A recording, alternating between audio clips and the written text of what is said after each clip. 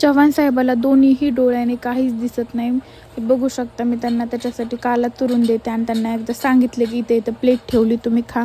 त्या हिशोबाने ते खात होते. 2-4 घासं खाल्ले की मध्येच त्यांना उलट्या झाल्या. मध्ये पळत जाऊन उलटी केली. नंतर मग परत बंद केलं खायचं, नको म्हणले. खूप मळमळ होते. त्रास कमी होण्यासाठी त्यांच्या अंगाला एक पॅच लावलाय, तर त्या पॅचमुळं त्यांना मळमळ होते आणि उलटी होते. तर डॉक्टर म्हणले होईल कमी, तर गोळ्या वगैरे दिल्यात आहे. हे बघा इथंच ते नाही नाही म्हणायले. खा म्हणलं की बरोबर 2 ते 3 घासं खाल्ले आणि बंद केलं.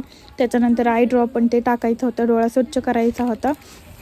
तर मी बाहेर घेऊन बसले होते त्यांना. नंतर म्हणलं अचानक वारं बिरं येते बाहेर, काही पण रानात राहतो त्यामुळं आपण नको म्हणलं.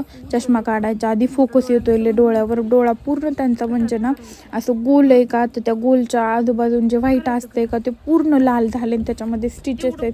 खूप जास्त डेंजर झालेला आहे डोळा. तर म्हणलं चला आपण मध्ये बसू. मग मध्ये गेले त्यांच्या डोळ्या